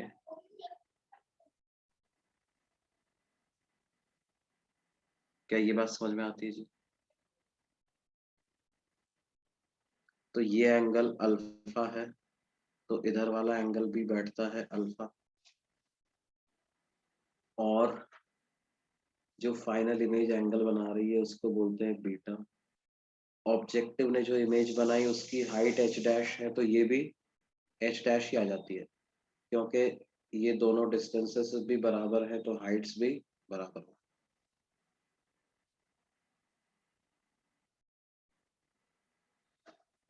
अब देखो मैग्नीफाइंग पावर पे यहाँ पे फर्क नहीं पड़ेगा, मैग्नीफाइंग पावर को आप लिखोगे बीटा बाई अल्फा। बीटा की वैल्यू क्या है, h dash by mod Yui,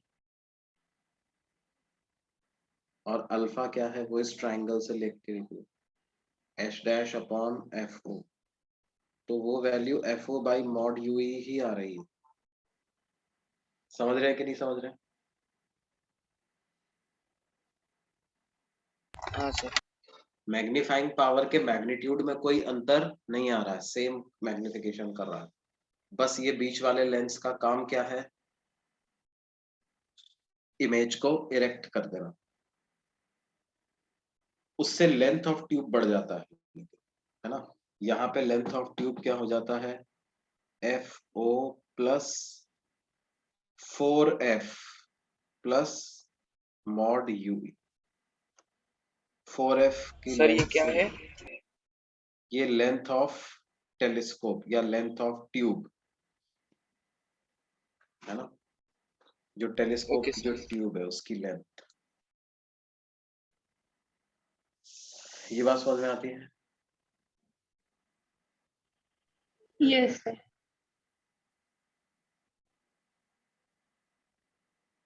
हो गया सर। ये क्या है, this is terrestrial telescope.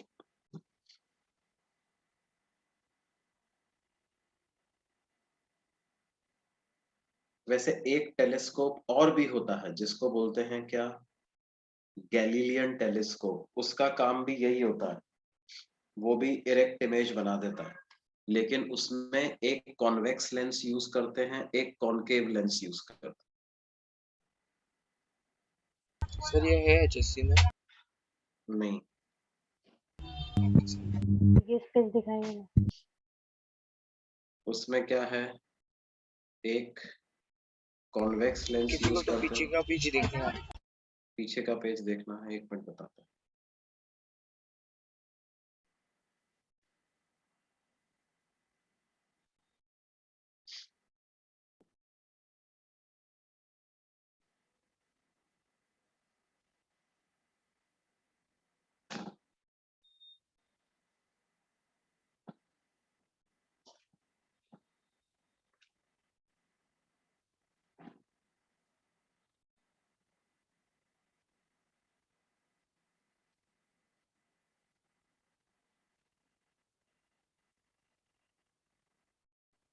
Sir हाँ बेटे बोलिए।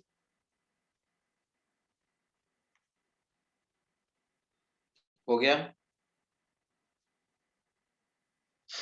हाँ सर।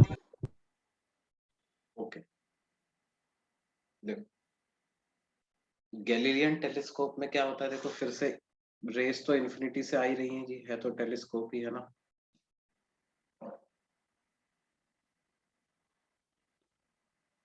उसकी इमेज ये पता है कहाँ पे बना देता है, मतलब ऐसा हम चुनते हैं इसकी फोकल लेंथ को के जो इमेज बनती है वो इसके बियॉन्ड बनती है। देखो थोड़ा सा बढ़िया बना देते हैं।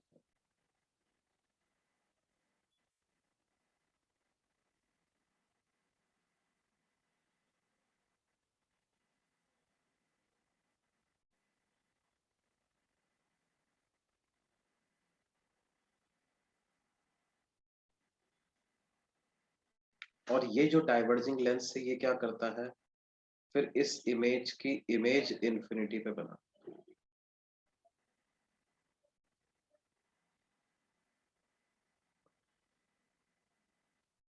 तो ये डिस्टेंस हो जाती है फोकल लेंथ फॉर ऑब्जेक्टिव, ये एंगल है अल्फा, इधर वाला एंगल भी हो जाता है अल्फा, और फाइनल इमेज जो आंख पे एंगल सबटेंड कर रही है वो हो जाता है बीटा, तो वो ये एंगल बीटा है, तो ये एंगल भी बीटा ही होगा। इसको एच डैश नाम दे देते, तो क्या हो जाएगा, अल्फा को क्या लिख देंगे अपन, अल्फा को लिख देंगे h dash upon f o, और बीटा को क्या लिख देंगे h dash upon mod u. तो मैग्नीफाइंग पावर की वैल्यू आ जाएगी बीटा बाई अल्फा, तो h dash upon mod u e divided by h dash by f o, तो ये f o by mod u e ही आ जाएगा। लेकिन इसमें भी फाइनल इमेज क्या बन रही है बेटे, इरेक्ट बन रही है। और देखो ये जो डाइवर्जिंग लेंस होता है ये वर्चुअल ऑब्जेक्ट की वर्चुअल इमेज बना सकता है ना, ये ऐसा काम कर सकता है, इसलिए इसको यूज कर रहे हैं हम। अब इसमें देखो लेंथ ऑफ ट्यूब कितनी कम हो गई, लेंथ ऑफ ट्यूब सिर्फ इतनी सी रह गई ना, ऑब्जेक्टिव की FO focal minus length mod UE। F O minus mod u e, ये लेंथ ऑफ ट्यूब। क्या समझ में आती है बात बच्चों? तो क्या है, ये आपको इरेक्ट इमेज भी बना देगा और छोटा भी है। साइज भी इसकी कम है ना, छोटा टेल। क्या ये बात समझ में आती है बच्चों? Yes sir.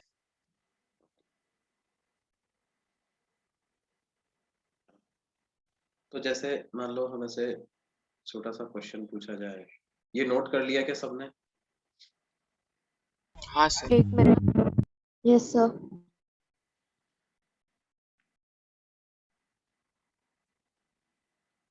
देखो हमसे क्वेश्चन पूछा जाए कि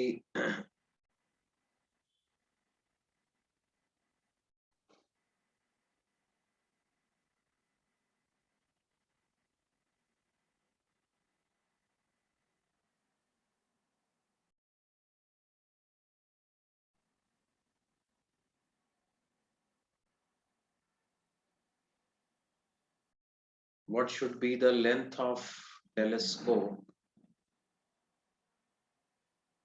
for normal adjustment?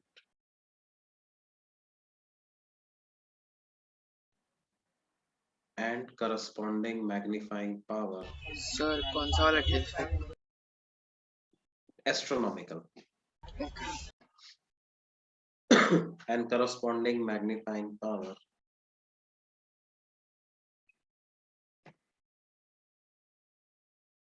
If objective has a focal length 2 meter and eyepiece has focal length 5 centimeter.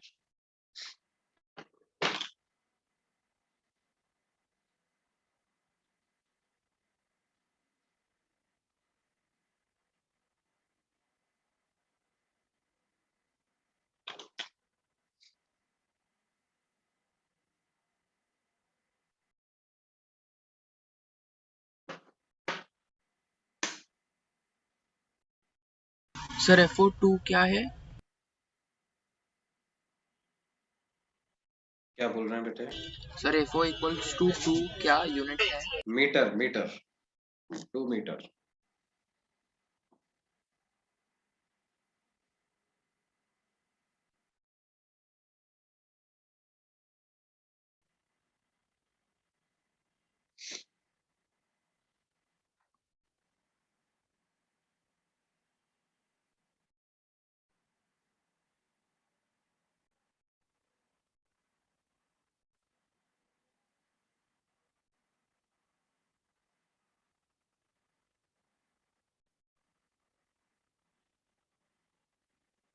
Sir length 205 centimetre ना? क्या बोल रहे हैं? सर लेंथ 205 सेंटीमीटर ना? लेंथ कितना हो जाएगा? 200 एंड FO plus FE हो जाएगा because for normal sir. adjustment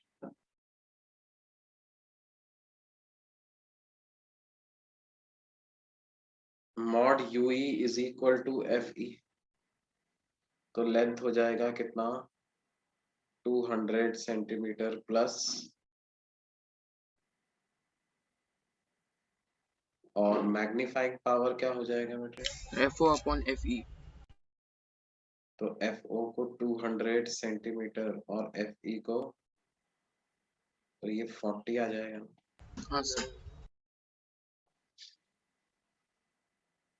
तो ये बात है.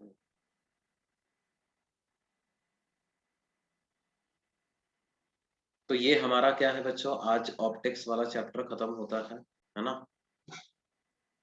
अब इसके आप जो बुक के जितने भी क्वेश्चंस हैं वो कंप्लीट कर लीजिए, ठीक है?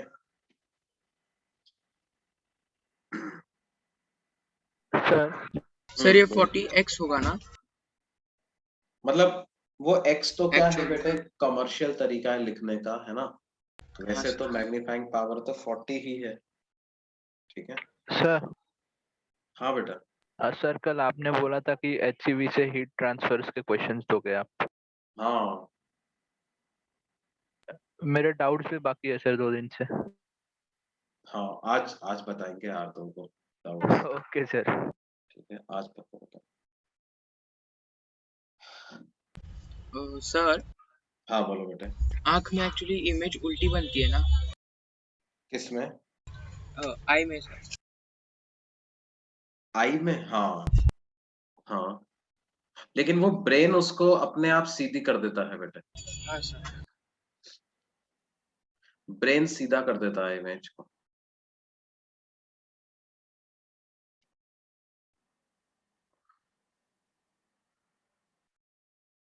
है ना? ब्रेन उसको सीधा कर.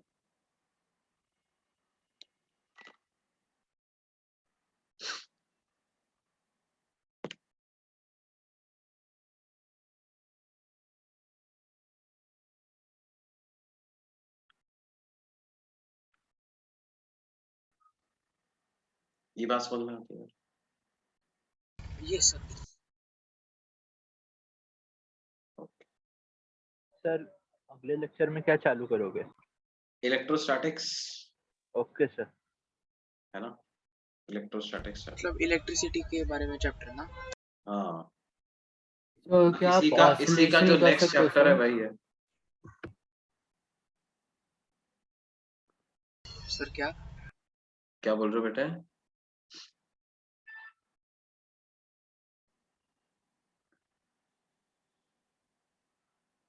अभी कुछ सुनाई नहीं दिया।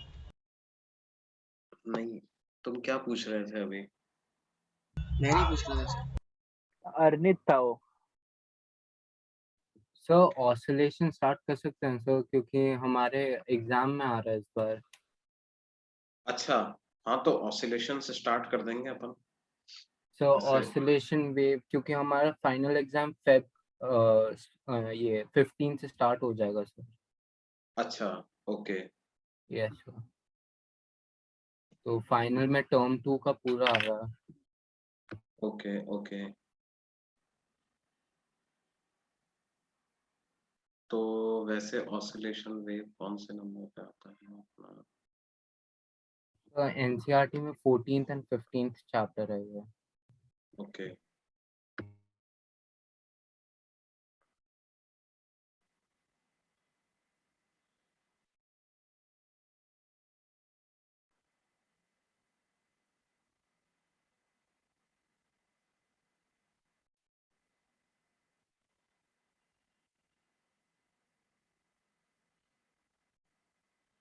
सर अभी लीव कर सकते हैं? हाँ बेटे। Okay sir.